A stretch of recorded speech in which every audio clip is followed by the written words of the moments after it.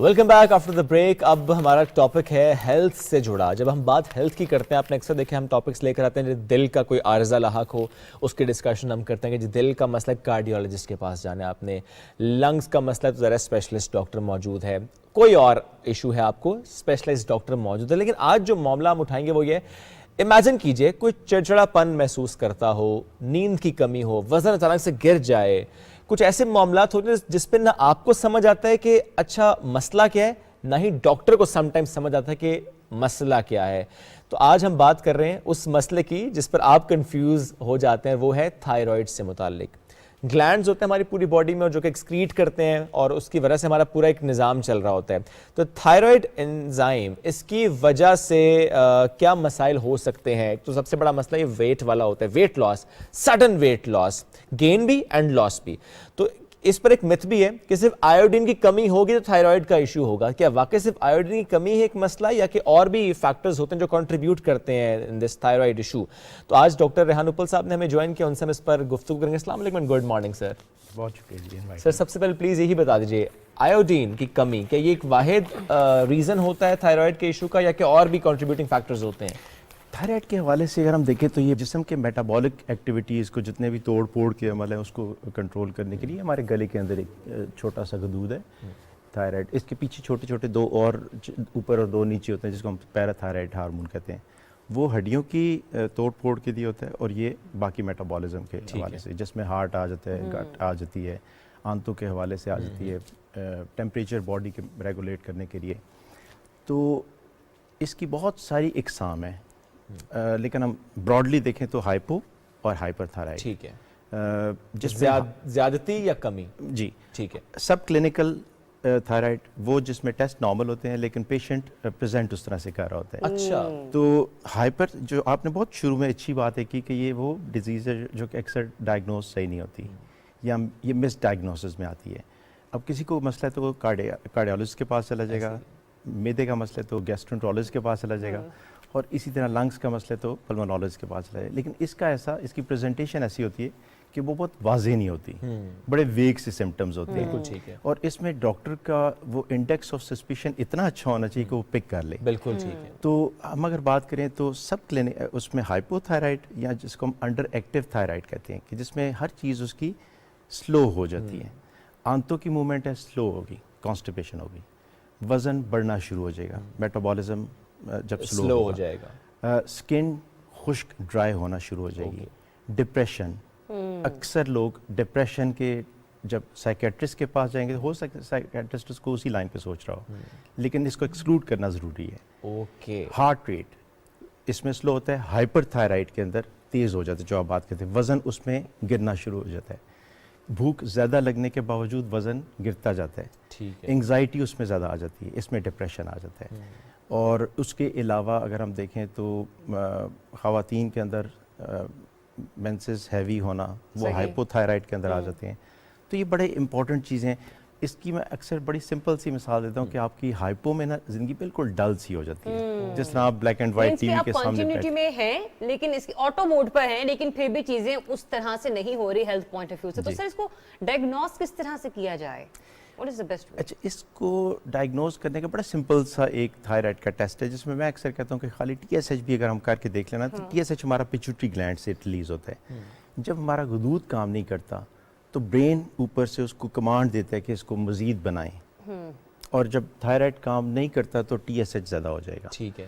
اگر گلینڈ تیز کام کر رہا ہے تو اس کے تھائرائڈ کے ہارمون زیادہ ہو جائیں گے, جو میں نے ہائپر ایکٹیو تھائرائڈ کی بات کی تھی, اوور ایکٹیو تھائرائڈ کی بات کی تھی.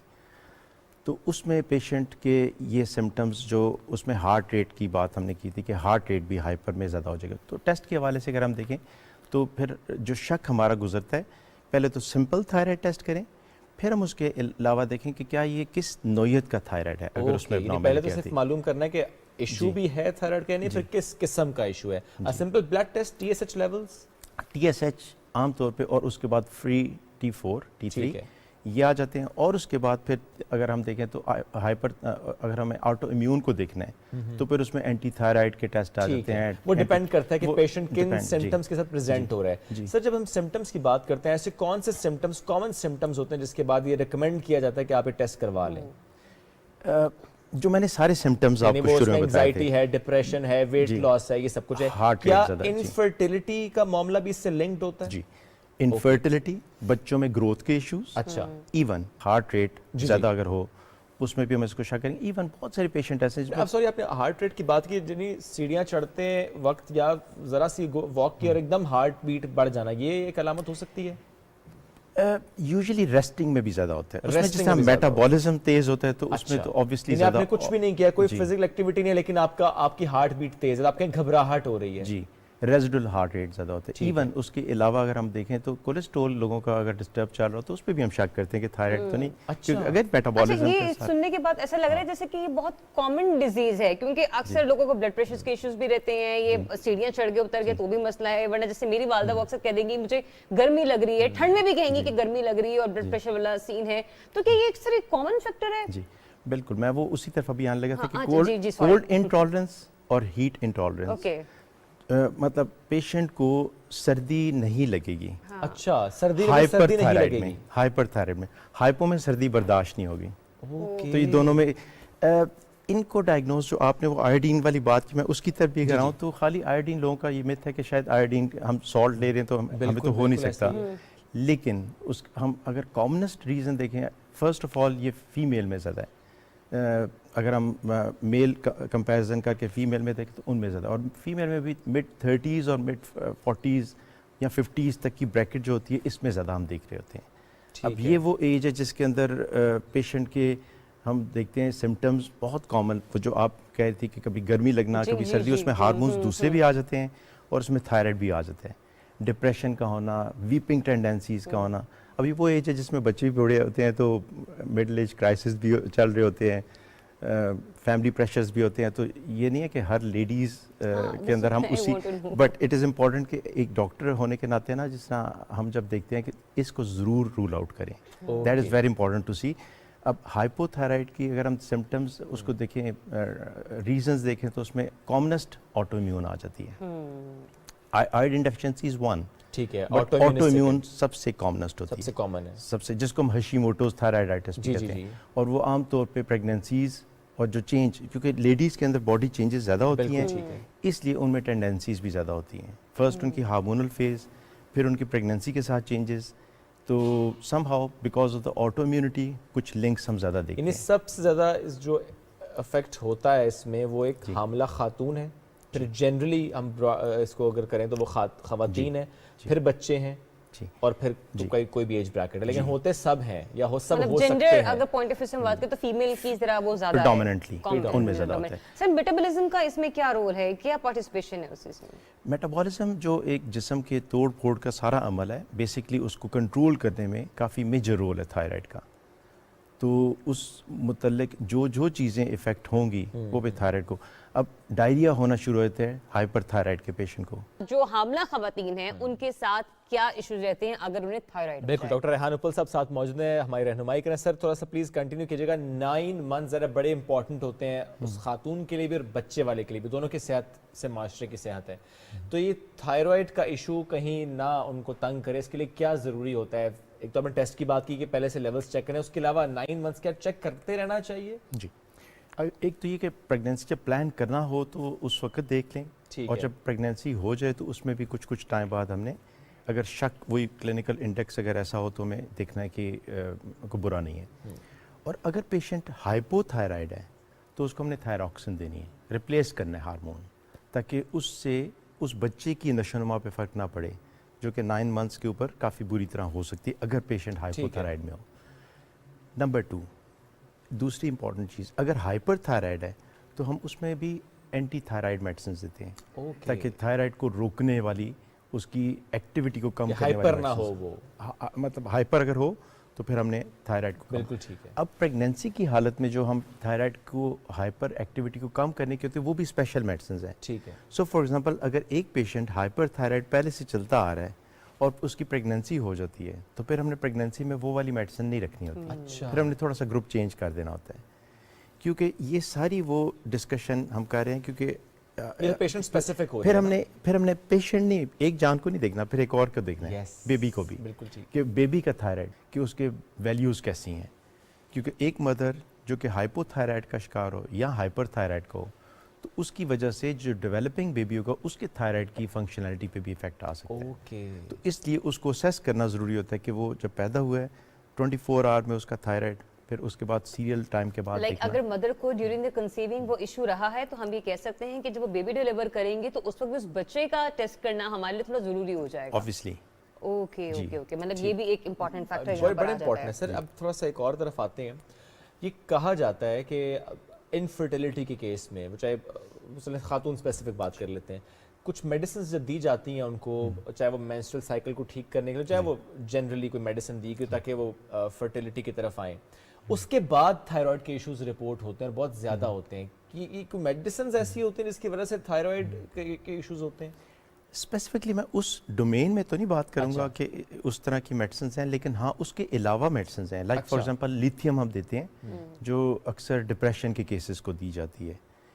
اس کی وجہ سے اکثر ہائپوتھائرائڈ اس کی انڈر ایکٹیویٹی میں چلا جاتا ہے تھائرائڈ کے فنکشنالٹی کی. اسی طرح دل کی کچھ دوائیاں آتی ہیں جس میں ایمیوڈیرون ایک نام آتا ہے، وہ بھی اسی طرح تھائرائڈ کی کارکردگی کو ڈسٹرب کرتے ہیں، وہ بھی ہائپو میں لے جاتا ہے. اور اس کے علاوہ اور کچھ میڈیسنز بھی ہیں، لیکن اگر ہم اس طرح کی بات کریں تو خاص طور پہ انفرٹیلٹی کو رول آؤٹ کرنے کے لیے ہم تھائرائڈ کو ضرور دیکھتے ہیں. Apart from the other hormones, اگر میل ہے تو ڈفرینٹ ٹیسٹوں کے ساتھ تھائرائڈ کو بھی دیکھ لیں گے، اور فیمیل ہے تو اس کیس میں بھی، کیونکہ اکثر اس کو ایکسکلوڈ کرنا کافی امپورٹنٹ. تو اوپر صاحب ایک لاسٹ ایک کوشچن ہے آپ سے اور جاننا چاہیں گے کہ جب آپ نے کہا نا کہ اس میں ڈپریشن کی بیماری بھی رہتی ہے، نیند کا آنا، مطلب جس کو ہم کامن فیکٹر بھی سمجھ لیتے ہیں، کیا اس کی کمی کی وجہ سے یا اس طرح کے معاملات کی وجہ سے جس کو ہم لوگ ٹائملی اگر ڈائگنوز نہیں بھی کرتے تو کیا ہم لوگ کوما کی طرف پھر بھی اس کا رجحان ہے؟ جی بالکل. اس میں جو ہے نا ایک ہائپو تھائرائڈ خاص طور پہ کرائسس اس کو ہم کہتے ہیں، جس میں پیشنٹ بہت شدید اگر ایک عرصے تک انڈائگنوزڈ ہو، ایک عرصے تک اس کو ٹریٹمنٹ نہ ملے تو وہ اس طرح بھی پریزنٹ کرتے ہیں، جس میں ہائپو تھائرائڈ کرائسس اور کوما کی فارم ہے. اس میں پھر ہمیں تھائرائڈ انجیکٹیبل پہ بھی جانا پڑتا ہے، ہمیں اسٹیرائڈ بھی دینے پڑتے ہیں پیشنٹ کو اسٹیٹ سے نکالنے کے لیے. اوکے چلیں سر اب آ جائیں اس پہ جو ہم نے کہا تھا، ٹیزر دیا تھا کہ یہ تو ہم نے جنرلی بات تھائرائڈ کی ہے، لیکن چونکہ آپ ساتھ موجود ہیں تو اکثر ویور نا یہ پوچھتا ہے کہ ظاہر ہے اب جب ہم ایک ایسا سیگمنٹ لے کر آتے ہیں ہیلتھ ایشو کے ساتھ تو وہ کہتے ہیں ہمیں یہ کیسے معلوم ہو کہ اچھا کوئی خدا نہ خواستہ ایشو تو نہیں، because there are so many issues جن کا پتہ بھی نہیں چلتا، thyroid is one of them. کوئی باڈی اسکین، کوئی روٹین کے ٹیسٹ جو کہ آپ ریکمینڈ کریں ایز اے ڈاکٹر کہ اچھا ہمارے لائف اسٹائل ایسا ہے، ہمارے انوائرمنٹل فیکٹرز ایسے ہیں، جینیٹک ایشوز ایسے ہیں، تو ہمیں سال میں ایک آدھ بار یہ سیریز آف ٹیسٹ تو کروا لینی چاہیے. بڑا اچھا آپ کا یہ کویشچن ہے، اور میں اس کے حوالے سے اگر بات کروں تو اس کو ایج کے حوالے سے ہم ڈیفائن کرتے ہیں. بالکل ٹھیک ہے. ایلڈرلی میں کچھ اور ضروریات ہوں گی، ینگ ایج میں کچھ اور ہوں گی، اور اگر فیملی ہسٹری آپ کی، فار ایگزامپل اگر فیملی میں کوئی کینسر رن کرا ہے، بریسٹ کینسر کے حوالے سے اگر ہم دیکھیں تو 40s کے بعد یوزلی ہمیں دیکھنا چاہیے پاکستان کے اندر. اگر فیملی ہسٹری ہو تو پھر تو ضرور اس کو اینولی یا 2 سال میموگرام ایئر ہونا چاہیے. ٹھیک ہے. میں ان ایریاز کی زیادہ بات کرنا چاہوں گا جو کہ اکثر زیادہ کامن بھی مس ہو جاتی ہیں، اور ہم اس کو پک کر کے بہت اچھا فائدہ لے سکتے ہیں. روٹین ٹیسٹ تو ہم ایک بات کریں تو سمپل کولیسٹرول کے ٹیسٹ ہو گئے، کڈنی کے ٹیسٹ ہو گئے، لیور کے ہو گئے، الٹرا ساؤنڈ ہو گیا، اس کے علاوہ چیسٹ ایکس رے ہو گیا، ای سی جی ہو گئی، یہ تو کامن ایک بیٹری آف ٹیسٹ ہے. لیکن اسپیشلائز ٹیسٹ کی بات کریں جس طرح آسٹیوپروسس سائلنٹ کلر ہے، ہمیں اندازہ بھی نہیں ہوتا، کوئی پین نہیں ہوتی، کوئی مسئلے نہیں ہوتے. ڈیکسا اسکین سمپل ایک دفعہ کروا لیں اگر 40-45 کی ایج میں. اگر آپ خاص طور پہ اگر کوئی کسی میڈیسنز کے اوپر ہے، اسٹیرائڈ کے اوپر ہے، کوئی ایسی بیماری ہے جس کے ساتھ اس کی بون ڈینسٹی پہ افیکٹ آ سکتا ہے، وہ ہمیں دیکھ لینا چاہیے. اسی طرح میموگرافی کی جس طرح ہم نے بات کی، سمپل سا ٹیسٹ ہے. تو الٹرا ساؤنڈ بڑا سمپل سا ٹیسٹ ہے، اور اکثر میں نے یہ دیکھا ہے ہیلتھ پیکیجز اکثر وہ لوگ کرواتے ہیں جو اپنے آپ کو بالکل فٹ سمجھتے ہیں اور just to have a peace of mind وہ دیکھنا چاہتے ہیں کہ ہم، اور کوئی چیز ایسی ہڈن پک ہو جاتی ہے. اور وہ اسٹیج ان ٹائم سیوز 9 والی بات ہے کہ اگر وہ ٹائم پہ اس وقت پک ہو جانا ایٹ دی ارلی اسٹیج تاکہ آپ اس کی ٹریٹمنٹ کی طرف بڑھ جائیں. جی تو وہ میرے خیال میں اگر آپ اچھی لائف سٹائل، فرسٹ پہلی چیز تو یہ ہے کہ آپ لائف سٹائل اچھا رکھیں. بالکل ٹھیک. انٹیک، ایکٹیویٹیز، اپنی جو ہیبٹ ہے نیچر کی، اٹھنا جاگنا، وہ صحیح رکھیں. اور اس کے بعد پھر صبح پاکستان کی طرح early to bed early to rise والا کام رکھیں آپ. اور صبح پاکستان دیکھنا بھی آپ لوگوں کے لیے بعض اوقات بہت اچھا ہو سکتا ہے، کیونکہ وہ اس لیے بھی کیونکہ ہم لوگ ڈیلی بیسس پہ کوشش ہوتی ہے کہ ایک ہیلتھ کا ایشو لازمی رکھے تاکہ آپ لوگوں کی जो हेल्थ काउंसलिंग है वो करने में हम थोड़ी सी पार्टिसिपेशन जो है वो सुबह पाकिस्तान के प्लेटफॉर्म के साथ आपके लिए कर सकें। और डेफिनेटली जब आप सुबह पाकिस्तान देखेंगे, इतने हंसते मुस्कुराते चेहरे देखेंगे, तो आपकी मेटाबॉलिज्म वैसे ही बहुत अच्छा क्या perform करना शुरू बात कर दिया आपने। आप एक तो सुबह उठेंगे, फिर आप एक अच्छा सा शो देखेंगे, मुस्कुराएंगे, साथ नाश्ता करेंगे, चाय शाय कॉफ़ी शॉफी पियेंगे। Sir thank you very much, साथ मौजूद थे आप, आपने रहनुमाई की हमारे ना सिर्फ थायराइड से मुतालिक बल्कि जनरल जो हमारे इश्यूज़ होते हैं जो कि समटाइम्स पिक भी नहीं होते, बड़े ज़रूरी होते हैं ताकि बंदा जान पाए कि कोई खुदा न खास्ता मसला तो नहीं है। अब बढ़ते हैं एक छोटी सी ब्रेक की तरफ, वरना हो जाना मसला प्रोड्यूसर साहब ने आगे मैंने लानी है एक जोरदार चपेट के, तो ब्रेक क्यों नहीं लेना। ब्रेक लेते हैं, वापस आते हैं, साथ रहिए।